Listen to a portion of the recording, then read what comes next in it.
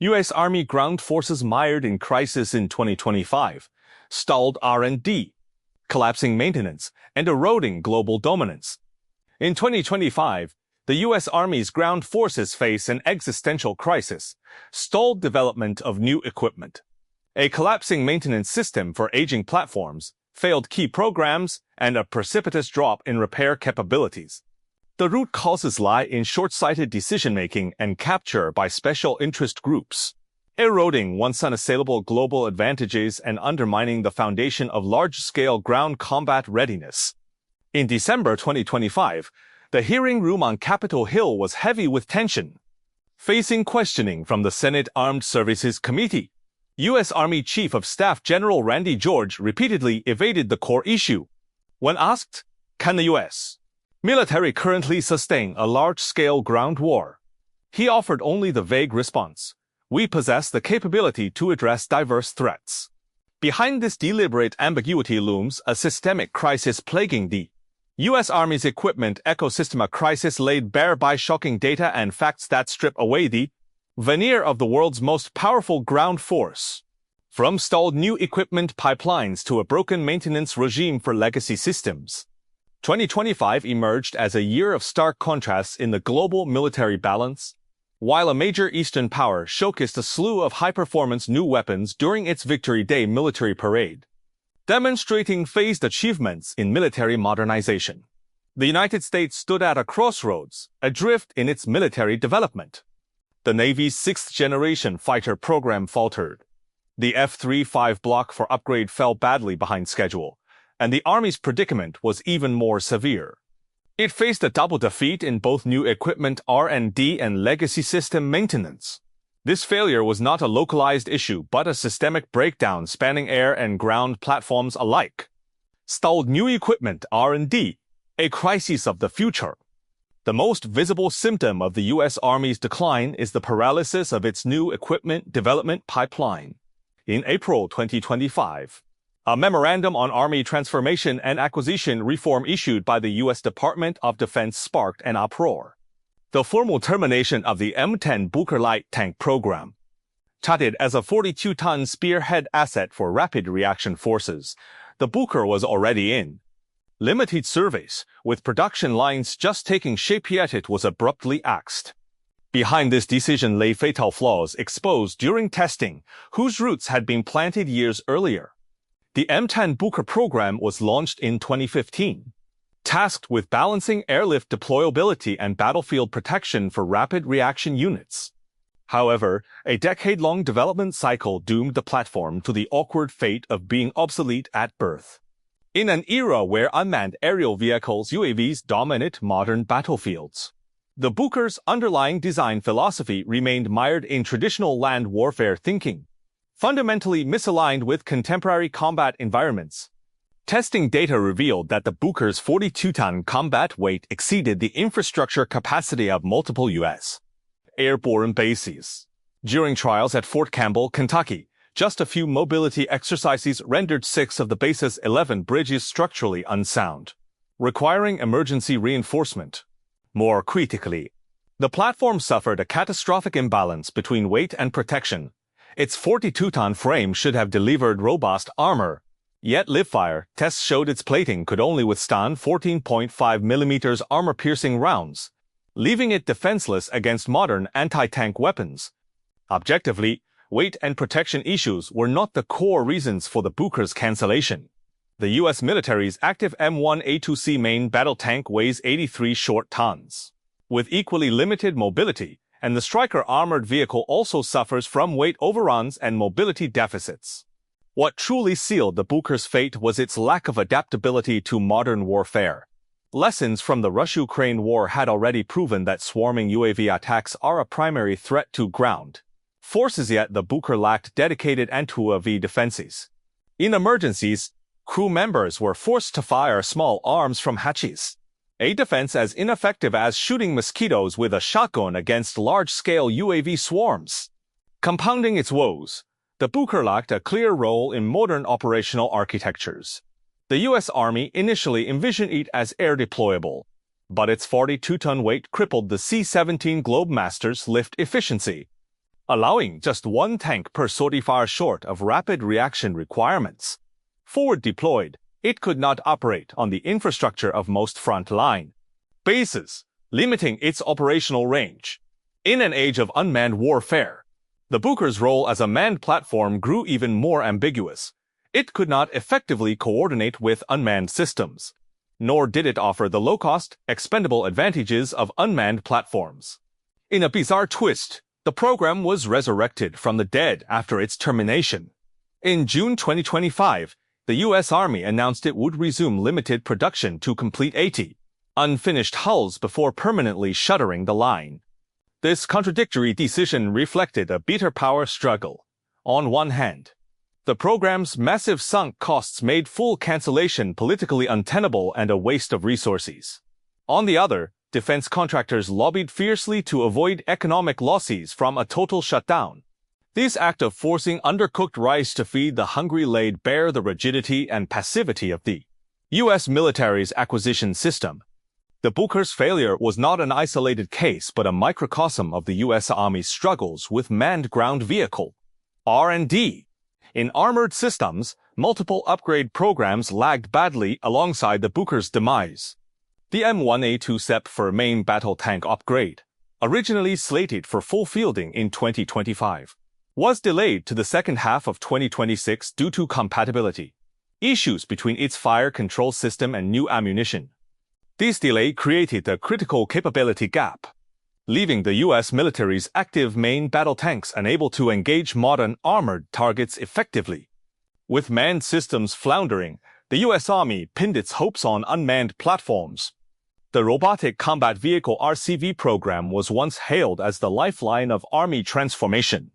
Early test footage of soldiers charging alongside unmanned combat vehicles with a sci-fi aesthetic garnered widespread international attention. The original plan called for a three-tiered RCV ecosystem: light, medium, and heavy to realize the tactical vision of man-and-man teaming MUMT. Reality, however, delivered a brutal blow, hammered by 2025 defense budget cuts and a reassessment of operational requirements. The RCV program's development pace slowed drastically, and its scope was gutted. What was once an ambitious advanced unmanned combat vehicle initiative was reduced to a small-scale test program for a lightweight unmanned reconnaissance platform, weighing less than 5 tons. This platform offered only basic reconnaissance and limited strike capabilities, a far cry from the U.S. Army's original vision of an unmanned assault force, equivalent to scaling back plans for an aircraft carrier to a patrol boat. Compared to similar systems already fielded by other military powers in the same period, the U.S. Army had fallen clearly behind in unmanned combat vehicle development. Army aviation faced a similar impasse.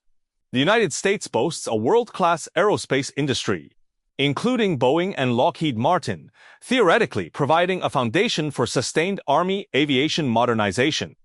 Yet in 2025, the U.S. military canceled multiple new manned helicopter programs, including the future OTAC reconnaissance aircraft FARA, citing insufficient survivability. This decision was directly driven by a one-sided interpretation of lessons from the Russia-Ukraine war.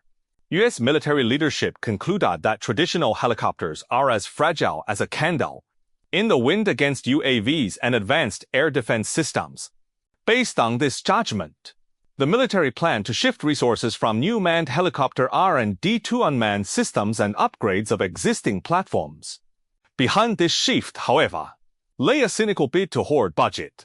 Under the guise of adapting to battlefield changes, funding for new manned helicopter R&D and procurement was slashed to fund projects that yielded quicker, more visible results. These decisions sparked fierce internal debate. Numerous Army aviation experts argued that survivability is an inherent challenge for helicopters, not a new threat born from the Russia-Ukraine war.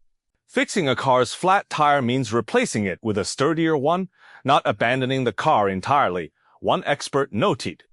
Countries worldwide are actively developing advanced protective systems such as infrared directional jammers and miniature close-in weapon system SIBS missiles.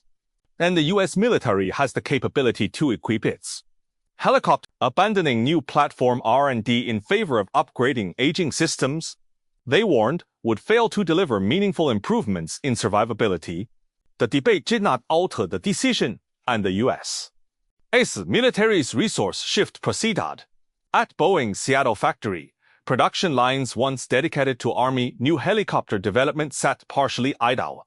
Covered in dust, and related R&D teams were drastically downsized. The unmanned systems sector, meanwhile, failed to become the breakthrough the U.S. Army hoped for, instead falling into a new crisis.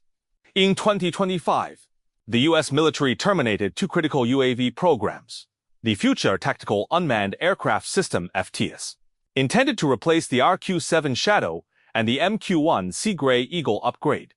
Both programs had been in development for years, with billions invested, yet were abruptly cancelled for failing to meet future battlefield needs. As a replacement, U.S. military leadership proposed emulating Russia-Ukraine war tactics by equipping each combat division with large numbers of small UAVs to fill the capability gap. Under the core framework of the U.S. Army's Transformation Initiative, the military plans to field approximately 1,000 UAVs per combat division by the end of 2026, building a high-density unmanned combat ecosystem.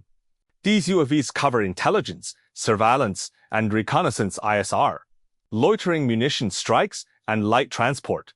And the U.S. military has classified them as expendable munitions, authorizing battalion and company commanders to deploy them directly bypassing the traditional multi-layered approval process for aviation assets in an attempt to cut target engagement cycles by over 70%. To advance this plan, the U.S. military has selected 3 brigades as test units for integration trials, with full deployment to follow. This shortcut to superiority faced numerous practical challenges from the start. The U.S. military's priority platforms, the Skydio X-2D and RQ-28A, among other Tier 1 to UAV systems, rely on 3D printing for mass production, with a target output of 10,000 units per month. Testing data, however, revealed that 3D printed UAV airframes have 15 to 20% lower structural strength than those made with traditional manufacturing, making them unsuitable for high-intensity combat missions. During a 2024 cold weather exercise, battery performance plummeted, with endurance dropping by 70% at -20 degrees Celsius. In high temperatures, inadequate heat dissipation design caused a 30% increase in electronic component failure rates, severely compromising mission reliability. Personnel and coordination issues were equally acute. Foreign media reported that 18% of U.S. military UAV mission failures stemmed from human error, either misidentifying targets or operational mistakes. And only 45% of commanders stated they could fully master UAV-dominated tactical systems, exposing a training system ill-suited for large-scale unmanned operations. On the maintenance front, the U.S. military's fault response time increased by over 30% due to hollowed-out capabilities. Most critically, coordination mechanisms between UAVs, ground fire, and electronic warfare units were flawed. 30% of UAVs in exercises failed to perform their tactical roles due to frequency interference, and nearly half of division-level command centers had not completed data fusion upgrades, leaving them unable to process the massive real-time data generated by UAV swarms, a recipe for decision-making delays. To fund large-scale UAV deployment, the U.S. military also planned to phase out low-efficiency legacy systems, including Humvee's medium tactical trucks and the M10 Booker light tank. This robbing Peter to pay Paul approach not only failed to resolve existing crises but also exacerbated gaps in the equipment ecosystem. For every new U.S. military program launched and cancelled, official justifications were lofty, shifting to more practical new capabilities, crafting an illusion of patiently laying the groundwork for future wars. In reality, however, these decisions reflected a systemic failure of the R&D system, driven by short-term political incentives and budgetary horse trading. Collapsing maintenance for legacy systems, a crisis of the present. If stalled new equipment R&D represents the U.S. Army's crisis of the future, the collapse of the legacy system maintenance regime is an even more urgent crisis of the present. In September 2025, a Government Accountability Office GAO report on the maintenance status of Army and Marine Corps. Ground vehicles GAO-25108-679 landed like a bombshell inside the U.S. military. Analyzing a decade of equipment maintenance data against the U.S. military's internal benchmark of a 90% full mission-capable FMC rate, the report's findings were staggering. Data showed that among 11 U.S. Army ground combat vehicle types evaluated, only the Bradley infantry fighting vehicle had ever met the 90% FMC target in the past decade. The other 5 combat vehicle types never achieved it. For the remaining 5 support and logistics vehicle types, compliance with the standard was achieved only 20% of the time. The U.S. Marine Corps fared even worse. Among 7 ground vehicle types evaluated, 5 saw their mission-capable rates decline consistently over the past decade, with only 2 platforms maintaining relatively stable performance. In response to the report, some voices argued that the 90% FMC benchmark was overly stringent, dismissing the failures to meet standards as normal and accusing the GAO of exaggerating problems. Objectively, however, this threshold was an internal U.S. military readiness standard designed for large-scale combat, intended to ensure equipment could sustain operations in high-intensity conflicts and drive improvements in the maintenance system through ambitious targets. When failing to meet standards becomes the norm, it is a clear sign of structural flaws in the U.S. military's maintenance and support ecosystem. More severe than the FMC shortfalls was the precipitous collapse of depot-level maintenance capabilities. The report explicitly stated that the number of depot-level overhauls performed by U.S. Army arsenals plummeted from 1,278 in fiscal year FY 2015 to just 12. In FY 2024, a 99% drop. This means the entire U.S. Army completed only 12 ground equipment overhauls in a single year, equivalent to 1% of the decade-earlier figure. Depot-level overhauls are not routine maintenance. They are comprehensive, deep-level repairs for heavy equipment like tanks and armored vehicles, including engine teardowns and carbon cleaning, component wear inspections, replacement of aging parts, transmission system overhauls, armor fatigue damage repairs, and performance parameter calibration. These overhauls are critical to restoring equipment technical status and extending operational life. The drastic cut in overhauls has effectively severed this lifeline, inflicting fatal damage on equipment lifecycle management. In a GAO interview, a senior U.S. Army official admitted that the decision to slash depot maintenance funding was a risk the Army chose to accept and conceded that the reduction in overhauls had negatively impacted the mission-capable rates of most vehicle types. To mitigate the crisis, the U.S. military resorted to a desperate cannibalization strategy, stripping parts from decommissioning vehicles to repair active ones. While this addressed short-term parts shortages, it planted larger seeds of disaster. Parts from retired vehicles are already aged and worn, and their installation on active platforms not only fails to fully resolve existing faults but also introduces new safety risks. Adding to the absurdity, the U.S. military's maintenance sector has fallen victim to a paradox. The more we spend, the worse the results. Typically, increased maintenance investment correlates with higher equipment availability and readiness. The GAO report, however, revealed that as the technical status of ground vehicles continued to deteriorate, maintenance costs for most types rose. Among the 11 U.S. Army vehicle types evaluated, 9 saw total maintenance costs exceed FY 2015 levels. Take the M1 Abrams main battle tank, the U.S. military's core armored platform. Its FY 2023 maintenance costs increased by $180 million compared to FY 2015, nearly doubling the average cost per tank. This massive investment failed to improve readiness. Instead, a lack of new parts procurement led to a surge in equipment failures. Data showed that in FY 2024, the M1 Abrams FMC rate stood at just 68%, a 15 percentage point drop from FY 2015. This vicious cycle of more expensive, less effective maintenance laid bare the inefficiency and disarray of the U.S. military's maintenance and support system. The Marine Corps faced similar struggles. The report noted that its arsenal overhaul numbers fell from 725 in FY 2015 to 163 in FY 2024, a 77% drop. Marine Corps officials attributed the decline to ending overhauls for two phasing out platforms and not yet beginning overhauls for two newly fielded systems. These explanations, however, could not mask the reality of eroding maintenance capabilities.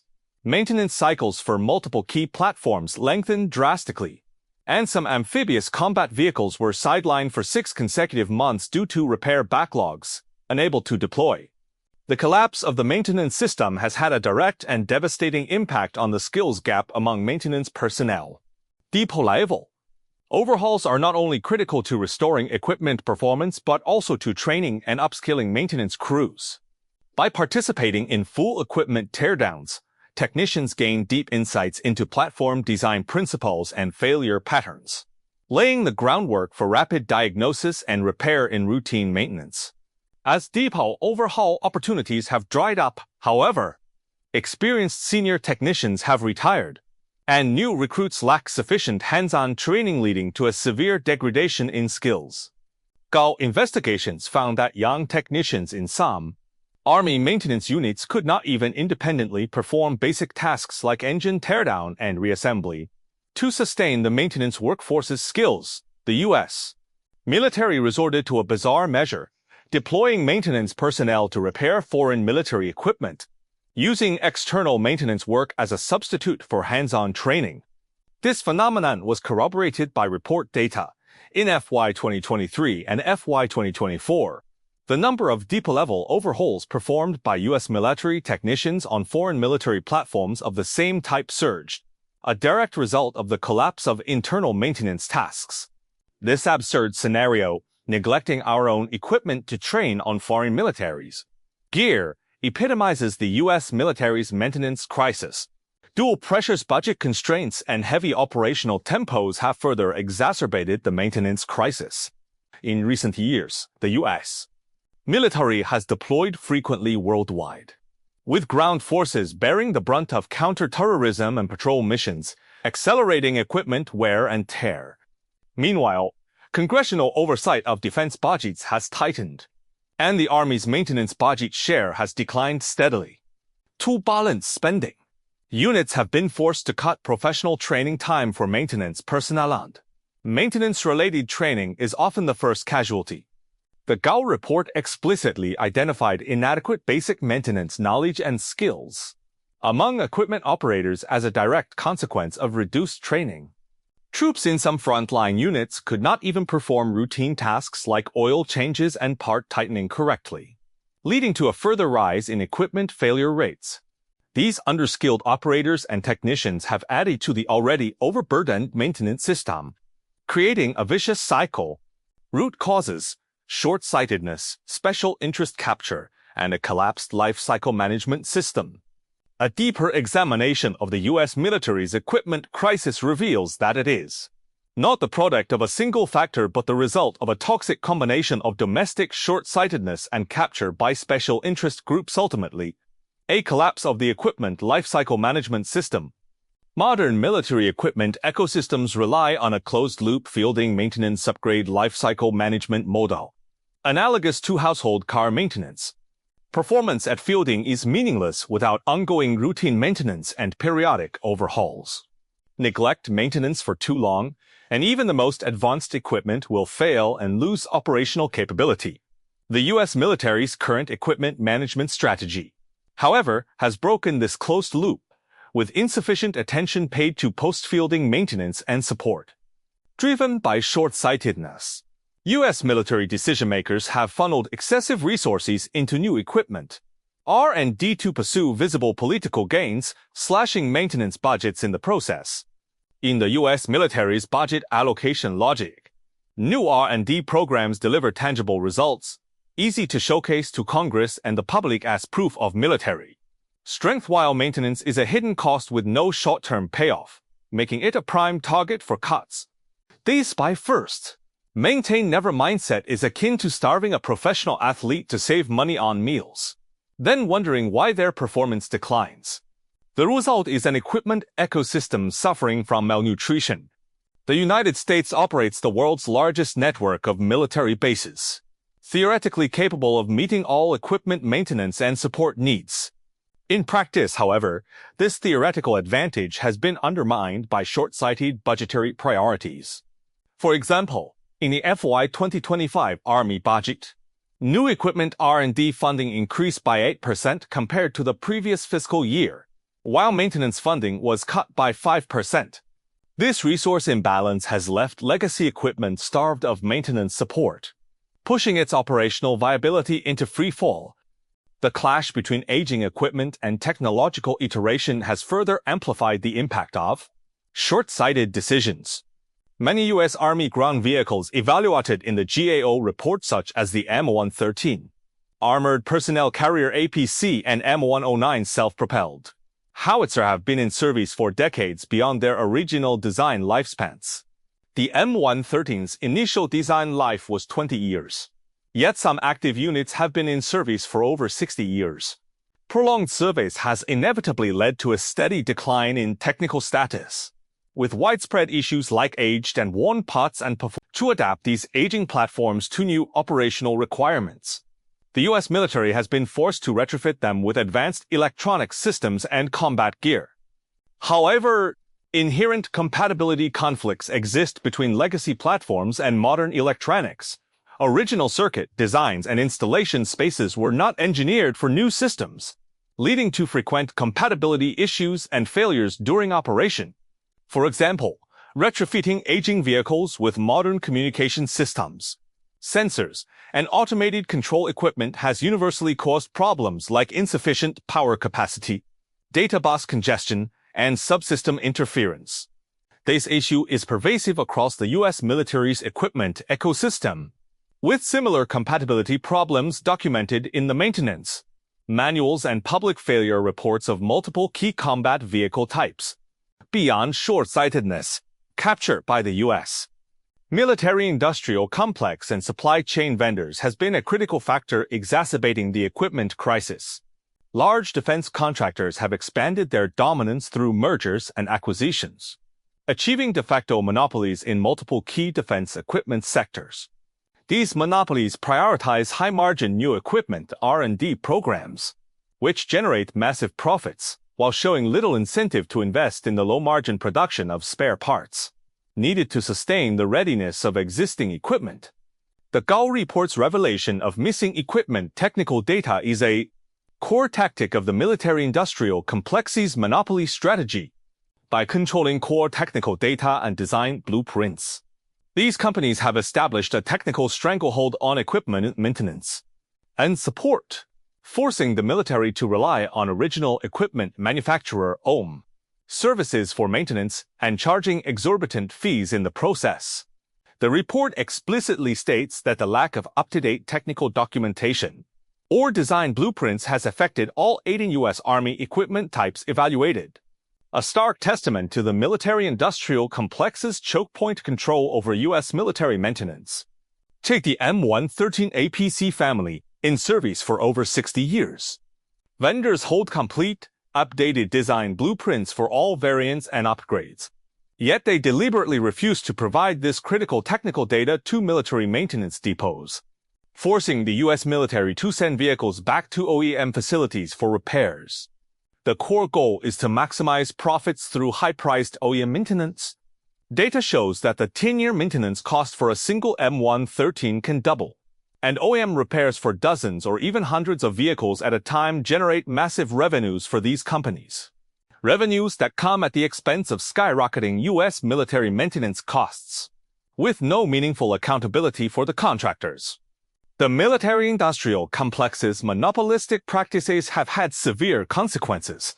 U.S. military equipment can take 7 to 9 months to complete OEM depot overhauls and be returned to service. During this lengthy downtime, the equipment is unable to perform any operation. In 2025, Army Europe saw over 30 M113 APCs sidelined for 8 consecutive months due to AM repair backlogs, unable to participate in training or deployments. Supply chain monopolization has also created production bottlenecks. with large defense contractors controlling the production of key spare parts. Any capacity shortfall or production disruption can bring the entire military's equipment maintenance to a standstill. For example, a core vendor's production line upgrade left it unable to supply sufficient transparent armor for medium tactical vehicles, directly preventing some U.S. military medium vehicles from completing operational deployments in FY 2024 to address parts shortages. The U.S. military has been forced to strip old parts from vehicles decommissioned decades ago dating back to the Cold War and install them on active platforms. This emergency measure has relieved short-term pressure but further accelerated the deterioration of equipment status. The U.S. military's internal culture of good news only has compounded the equipment crisis. The Gao report specifically noted that investigators found the actual technical status of some vehicles upon arrival at maintenance depots was far worse than units had reported. Troops routinely inflated or sanitized equipment status data in reports to higher headquarters, deliberately concealing real problems. This behavior stems from the U.S. military's data-driven evaluation system, where unit commanders' promotions are directly tied to meeting metrics. To secure favorable evaluations, some commanders choose to hide problems. This systemic deception has left senior decision-makers unable to accurately assess equipment status, undermining the scientific validity of their decisions. In 2025, the U.S. Army developed a large-scale cross-country mobility exercise plan based on positive data reported by units. During exercise preparation, however, nearly one-third of vehicles were found to be non-operational due to faults, forcing the military to scale back the exercise and delay it by 2 months.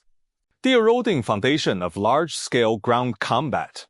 The convergence of these problems has directly undermined the foundation of the U.S. military's ability to conduct large-scale ground combat. Modern combined arms armies rely heavily on support vehicles, often outnumbering combat vehicles by a factor of several, which form the backbone of logistics and tactical mobility. A modern combined arms brigade typically includes dozens of specialized vehicle platforms, spanning dozens of military occupational specialties, with an extremely complex ecosystem of supporting ammunition, spare parts, and maintenance standards. In this context, the readiness of support vehicles directly determines the combat effectiveness of the combined arms brigade. The Gao report explicitly identified the U.S. military's M88 armored as suffering the steepest decade-long decline in mission-capable rate, plummeting from 82% in FY 2015 to 49% in FY 2024. The M88RV is responsible for battlefield vehicle repair and recovery. It's collapsing. Readiness means the U.S. military's heavy armored combined arms units are on the brink of losing their sustained combat capability. In the event of a main battle tank breakdown on the battlefield, the U.S. military would be unable to perform rapid repairs, leaving the equipment stranded and non-operational. Globally, maintaining a military force with dozens of standardized, combat-ready units in peacetime requires a robust industrial base and logistics system. Today, the gap is widening between the stringent logistics and mobility demands of modern combined arms armies and the U.S. military's actual support capabilities, a fundamental contradiction the U.S. military seems intent on ignoring. While the U.S. Army has built a mobility platform ecosystem for heavy, medium, and light brigade combat teams centered on the M1 main battle tank, Stryker armored vehicle, and ground light tactical vehicle GLTV, and the Marine Corps is advancing Expeditionary Advanced Base Operations (EBO) capabilities based on the Amphibious Combat Vehicle ACV and Light Armored Vehicle LAV. The long-term operation of these modern combined arms units depends on a supporting ecosystem of service and logistics vehicles, an ecosystem that is steadily weakening. While information technology has improved the overall response speed of combined arms operations and expanded the operational utility of equipment, it has also increased the burden on logistics support. A military's overall combat effectiveness cannot be measured solely by the performance parameters of frontline combat vehicles. It depends on the ability of service and logistics vehicles to deliver critical supplies, fuel, ammunition, repair pots accurately and on time to dispersed combat units in complex battlefield environments. This reality underscores a key truth. The higher a military's technical sophistication, the greater its demand for timely, precise, and resilient logistic support, a demand that grows exponentially. This trend has driven the equipment ecosystem toward increasing specialization and limited standardization, in turn exacerbating logistics fragmentation. Fragmentation has amplified the bucket effect on combat effectiveness. The overall mobility and operational tempo of a combined arms unit are ultimately determined by the least reliable, slowest component in the system. This is precisely the U.S. military's current predicament. While its frontline combat vehicles remain technologically advanced, the shortcomings of its support system have become the shortest plank limiting its combat effectiveness. In 2025, this problem was laid bare during a multi-domain operations exercise at Fort Hood, Texas. During the exercise, a U.S. Heavy Combined Arms Brigade was forced to halt its advance when 3 fuel supply trucks broke down, leaving multiple M1 main battle tanks stranded due to fuel shortages. Subsequent repair vehicles arrived with spare parts incompatible with the faulty trucks, unable to perform on-site repairs. What was intended as a showcase of U.S. multi-domain operations capability ended in embarrassment, with parts of the force losing mobility. Military now faces an awkward reality. While troops can deploy to a theater via large transport aircraft or ships, there is significant uncertainty about whether ground combat vehicles can move from ports or airfields to the front lines, or whether Marine Corps' amphibious vehicles can sortie from shipyards and enter combat. This uncertainty has become one of the greatest threats to the U.S. military's future operational capability. Notably, these troubles are not a recent development but the inevitable result of years of flawed strategic choices. The core logic of modern warfare is not about flashy operational plans or cutting-edge program names.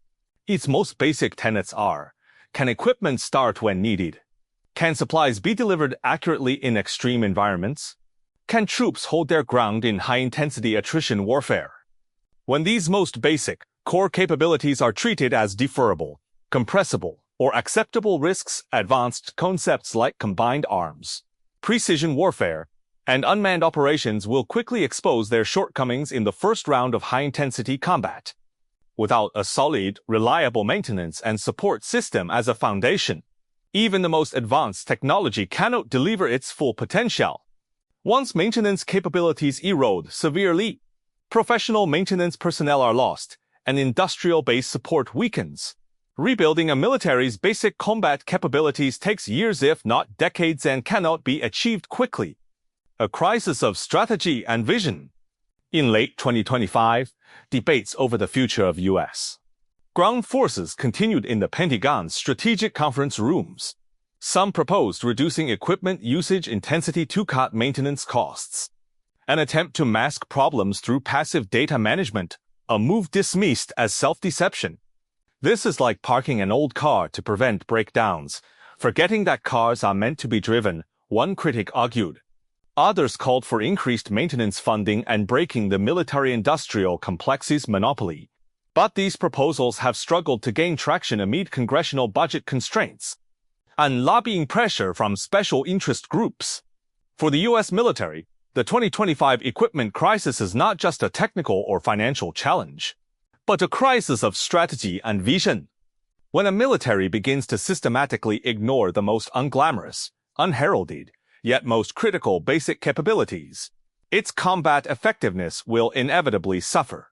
The data in the Gao report, the stalled R&D lines, and the collapsing maintenance system all sound a silent alarm. The U.S. Army's ground force advantages are eroding. As the winter of 2025 descended quietly, a cancelled M10 Booker Light tank sat abandoned in a maintenance shed at Fort Campbell, Kentucky, its tracks covered in dust. On the training grounds of Fort Hood, a handful of operational armored vehicles moved sluggishly, a stark contrast to the U.S. military's rhetoric of all-domain operational capability. The impact of this equipment crisis will be long-lasting for the U.S. military. If it cannot break the grip of short-sightedness and special interest groups and rebuild a closed-loop equipment lifecycle management system, the decline of the world's most powerful ground force may have only just begun. As former U.S. Secretary of Defense Robert Gates wrote in a 2025 op-ed, a military's strength is not measured by the number of blueprints for advanced equipment it holds, but by its ability to make every fielded system perform its intended function. When basic support capabilities are systematically ignored, even the most grand military visions are nothing but castles in the air. These words may well be the perfect epitaph for the U.S. military's current equipment crisis.